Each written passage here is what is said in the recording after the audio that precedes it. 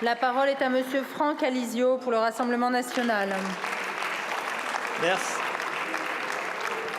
Merci Madame la Présidente. Ma question s'adresse à Bruno Le Maire, ministre de l'Économie, des Finances et de la Souveraineté industrielle et numérique de la France. Jeudi prochain aura lieu la 21e édition de la Fête des entreprises et de l'opération J'aime ma boîte.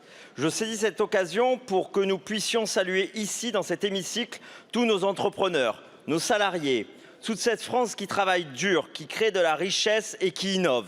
Merci à eux.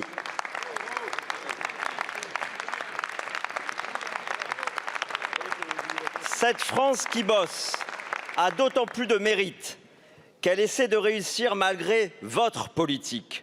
Une politique qui fait de la France la championne des impôts et des taxes, de la bureaucratie, mais aussi des déficits de la dette publique qui sont les impôts de demain. Georges Pompidou a exhorté ses ministres à, je cite, « arrêter d'emmerder les Français ». Nous savons depuis le Covid qu'Emmanuel Macron vous encourage à faire l'inverse.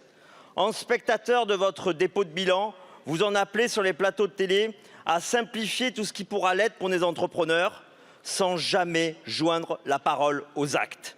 En résumé, Bruno oublie tout simplement que Le Maire est ministre de l'économie depuis maintenant près d'un long septennat. Même déni de réalité lorsque vous affirmez que les impôts ont baissé, alors qu'ils ont bel et bien augmenté, tant en valeur relative qu'absolue. Ma question est simple, Monsieur le Ministre. À quand votre reconnexion avec le réel? À quand la fin de ce double discours? À quand la fin de cette politique mortifère qui pour faire place à un vrai projet économique qui libère les Français, permet au travail d'enfin payer et au patriotisme économique de s'exprimer? Merci beaucoup. La parole est à Madame Olivia Grégoire, ministre chargée des petites et moyennes entreprises, du commerce, de l'artisanat et du tourisme.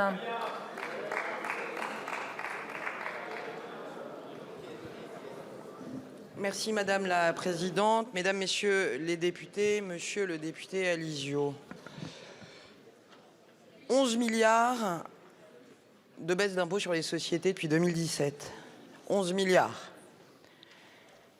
Une baisse d'impôts sur les sociétés de 33% à 25%. Pendant que d'aucuns rigolaient et rigolent encore, on vous entend, qui a baissé les impôts des entreprises depuis 6 ans? Qui a baissé l'impôt sur les sociétés? Qui a baissé, avec courage dans des moments compliqués, les impôts de production? Qui enclenche une baisse de 9 milliards sur la CVAE, alors même que c'était au cœur, et je crois que c'est le sens de votre question, du problème de compétitivité français? Savez-vous, monsieur le député, quel est le différentiel d'impôt de production entre la France et l'Allemagne? Parce qu'il est facile de pérorer. Sur une paire de chaussures, par exemple, de 60 €, avez-vous une idée du différentiel qu'il y avait en matière d'impôt de production?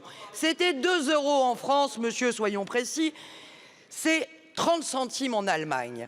On cherche où est la compétitivité, on cherche où sont les marges pour redonner du pouvoir d'achat, augmenter les salaires comme ça a été fait par l'ensemble des entreprises françaises depuis 1 an. Ils étaient là, les gisements de croissance, ils sont là, les marges de manœuvre d'entreprise.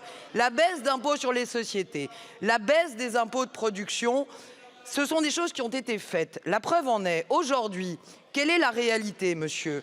Il y a 7 ans, lorsqu'on est arrivé, on nous disait « aidez-nous, aidez nos enfants à trouver du boulot ». Qu'est-ce qu'on vous dit dans vos circonscriptions aujourd'hui?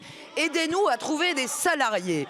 Les carnets de commandes sont pleins. Ça vous fait sûrement sourire, mais nos artisans, nos PME sont compétitives. Quel est le pays d'Europe cette année qui aura une croissance positive là où l'Allemagne est en récession?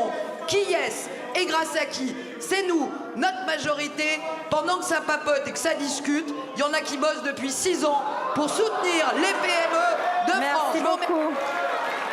Merci beaucoup, Madame la Ministre. Monsieur Alizio. Dans les faits, votre bilan, c'est plus d'impôts et plus de dettes. Et en cela, Macron rime de plus en plus avec Mélenchon. Je vous remercie. La parole est à